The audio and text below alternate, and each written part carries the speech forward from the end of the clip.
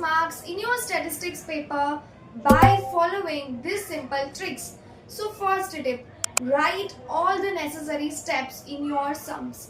जो 4 मार्क्स के सम्स होते हैं एटलीस्ट उसमें 8 स्टेप्स तो लिखने होते हैं. जो कॉमन स्टेप्स होते हैं वो मैं बता देती हूँ. First, right the formula. Second step ये होता है कि उसमें आपको वैल्यूज पुट करनी है. उसके बाद जो भी मल्टीप्लिकेशन, एडिशन, सब्ट्रैक्शन आप करो, आपके दिमाग में जो है वो पेपर में दिखना चाहिए. उसके बाद अगर सम में डिवाइड भी किया है तो आपको डिवाइड करके उसकी वैल्यू भी लिखनी है. इन शॉर्ट सारे स्टेप्स आपको लिखने हैं. Second tip is that right all the necessary details. जितनी भी डिटेल्स आपको सम में क्वेश्चन में दी गई है, जैसे एन दिया गया है, नंबर ऑफ आइटम्स, FI दी गई है, CFI दी गई है, कम्युलेटिव फ्रीक्वेंसी डिस्ट्रीब्यूशन, या तो क्लास लेंथ दी गई है L, या तो हाइट ऑफ अ क्लास दिया गया है, H दिया है, मीन दिया है, मोड दिया है, मीडियन दिया है. जितनी डिटेल्स दी गई है वो सारी आपको लिखनी रहेगी पेपर के अंदर. And the next tip is follow the format. Format in the sense कि आपको एक जैसे गिवन लिखना है, जितनी भी वैल्यूज दी है वो लिखो. टू फाइंड या टू प्रूव करके आपको लिखना पड़ेगा.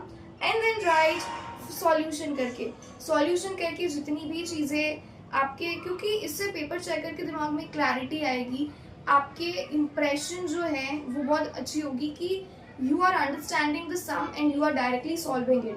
The next tip is right at the end of the answer interpretation. जैसे आपको क्वेश्चन में कुछ भी दिया गया है, कोई भी क्वेश्चन पूछा है, कॉस्ट ऑफ लिविंग इंडेक्स पूछा है, या मीन पूछा है, या स्टैंडर्ड डेविएशन पूछा है, इंटरप्रिटेशन पॉजिटिव वे में आप लिख सकते हो 2 से 3 लाइन का.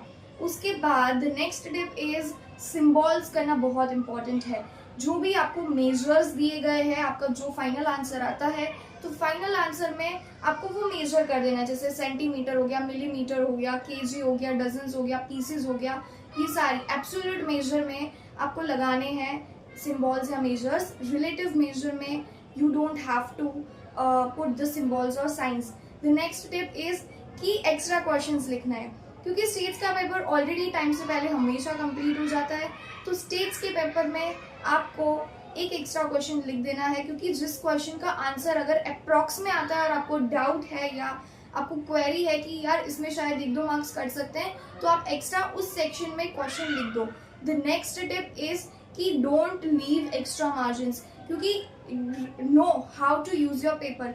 आप अपने पेपर का इस्तेमाल करो अच्छे से. स्टेट्स के पेपर में you don't need to show कि आपने लाइक लेफ्ट मार्जिन भी छोड़ दी, राइट मार्जिन भी छोड़ दी, तो उससे नेगेटिव इंप्रेशन क्रिएट ना हो, इसका आप ध्यान रखो.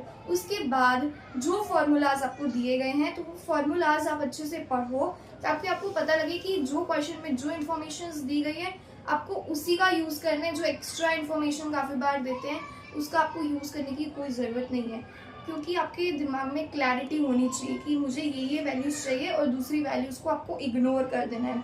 एंड उसके साथ साथ you should know how to use your calci effectively. M+, M-, GT, इसकी ट्रिक्स के लिए मैं वीडियो भी बनाने वाली हूँ, तो वो वीडियो देख लेना. तो ये सारी चीजें आपको पता होनी चाहिए. द नेक्स्ट टिप इज कि थियरी बेस्ड क्वेश्चंस को गो थ्रू करना. 30 मार्क्स के ऑब्जेक्टिव्स होते हैं और सेक्शन C में भी ऑब्जेक्टिव स्टेप्स क्वेश्चन स्टेटिस्टिक्स के पेपर में पूछे जाते हैं. अकाउंट्स में आप बना के लिख सकते हो. स्टेट्स में वर्ड्स थोड़े डिफिकल्ट होते हैं, तो थियरी को गो थ्रू कर लेना एक बार. So these are the simplest tricks. और अगर आप 95 के मार्क्स अबोव जा रहे हो तो ये सारी चीजें आप ध्यान रखना. It could help you very much. Another tip is very important कि आपको आपका आंसर जो है वो फ्रैक्शन में भी लिखना है और डेसिमल फॉर्म में भी लिखना है.